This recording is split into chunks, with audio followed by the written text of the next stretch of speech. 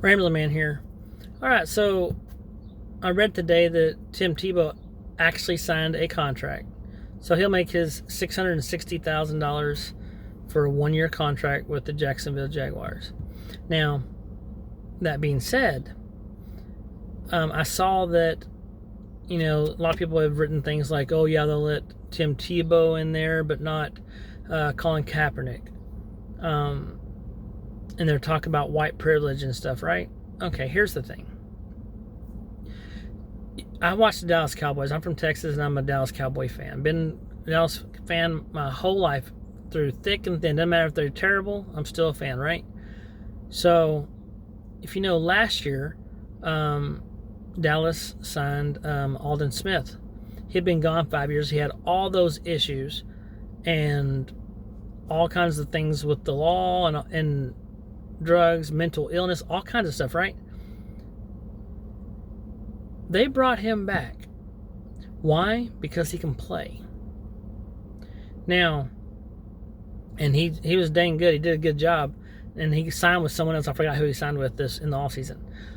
So he'll be back this next year. Now, let me just tell you what you get with each of those players, Colin Kaepernick and Tim Tebow. All right. So let me tell you why Tim Tebow is where he is right now. All right. So first off, he played for Urban Meyer. So I'm sure Urban Meyer's he knows how competitive Tim Tebow is. If you ever watched him, Tim Tebow is not a good thrower. He's terrible. I mean, I say terrible. I mean, he throws okay, but he's pretty piss poor, right? But he led Florida to a national championship, right? And he was the Heisman Trophy winner. He had all these different things. He gets here, and he wanted to play quarterback. And so he stayed, and he tried, and he played for the Broncos, took them to the playoffs, all kinds of stuff, right? And that was even with him not being a good thrower. I mean, he's a battering ram when it comes to running. Well, he's just a fierce competitor. And Urban Meyer knows that. So, do you think Urban Meyer went after him and said, you know what, because he's white, I think I'll bring him out here? No. He played with him. He played for him. Tim Tebow played for Urban Meyer, and Urban Meyer's like, yeah, come on. He goes, you're willing to become a tight end? Okay, we'll do that then. Because here's what happened before. They wanted to make him either a tight end or a running back or something whenever he was in the NFL before. Well, he only wanted to play quarterback, so no one would take him on. So he's like, okay, so he leaves.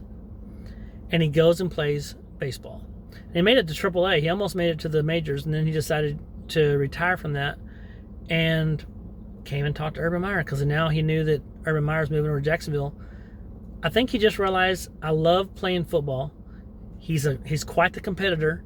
So Urban Meyer says, well, you can come as tight end. So he tries out, and they're like, yep, they sign him.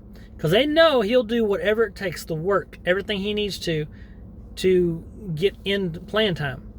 So, yep, they signed him for 1 year, and we'll see. And even some of the other guys have said, I think he has a really good chance of making the final roster. So, good for him. And then when he came in today, I watched him walk in. He's number 85. I don't know if he'll keep that number, but that's what number he is when he showed up for practice.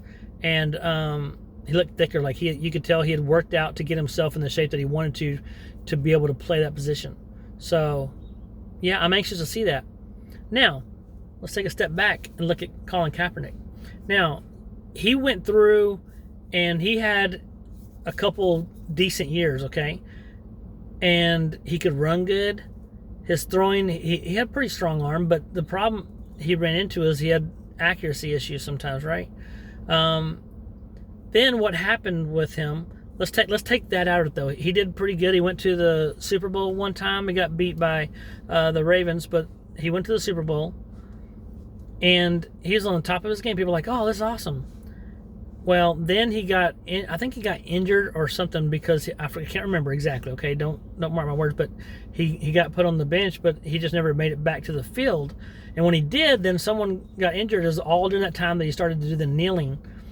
And what happened was the kneeling and his social justice warrior mentality took over more important than football. Now, if he really, really, really wanted to play football, then he would have put himself back in there and really wanted and done everything he knew he could do, and everything he tried as hard as he could to be that person. Here's what happened. They finally agree, you know what? We'll let you do like a tryout, have like a kind of like a pro day, just so any team that wants to come can come watch you. What does he do? He has this opportunity. He turns around and goes in and changes the venue. So he's like, no, I don't want to meet here. I want to meet here instead.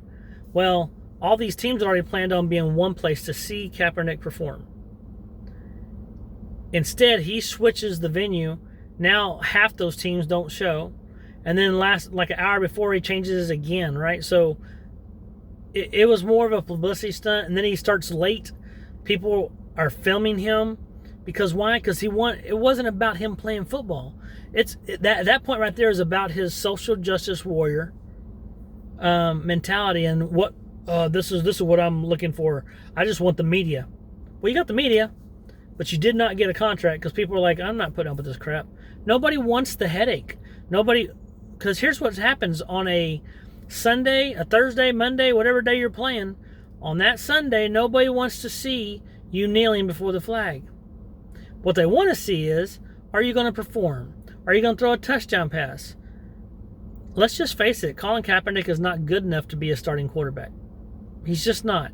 And if you talk to a lot of if you listen to a lot of the actual analysts that know football really good, they'll tell you the same thing. It's like, well, he's not that caliber. At one point, yeah, but now he's gotten older. He's just not there. We know Tim Tebow's not a quarterback caliber player. He can't play NFL quarterback. He can't. Like, he can lead. He's a great leader, but he's not that prolific passer. He's not the prototype for a great quarterback, but he's a competitor and he's an athlete, and he's willing to make the changes and do what needs to be done. He's not worried about making statements. He's not worried about making putting the word out there. No, he wants to play. That's why he's playing. Nothing to do with him being white. Because like I mentioned Alden Smith before, there's plenty. I mean, Josh Gordon's been reinstated so many times, it's ridiculous. And he kept breaking policy. So, and it's not like Colin Kaepernick was tossed off the team. He asked to be let go of his contract. He could have been on there another year, even doing the stuff he was doing. All his kneeling and all the stuff he was doing with Nike and everything else. He could have. They make it sound like he was, they kicked him out. No. He just said, I want to seek, try free agency. Nobody chose to pick him up. Wonder why? Nobody wants a headache anymore. I think people are tired of that. Just saying. So if you want to know the truth of it, Tim Tebow's playing because he can play. Whether he makes the 53-man roster or not, that's still to be seen. But this right here is closed, and he's letting his actions speak for him. His play will speak for him. So just saying, if you want to say that he has white privilege, you're not going to be able to argue with stupid. So if you want to say that, just live in your little head and think that you know you're right, but you're not. Colin Kaepernick's not playing because he really doesn't want to play that bad. He wants to be a social justice warrior on a different platform than what he is right now. Y'all have a great day. Ramblin' Man out.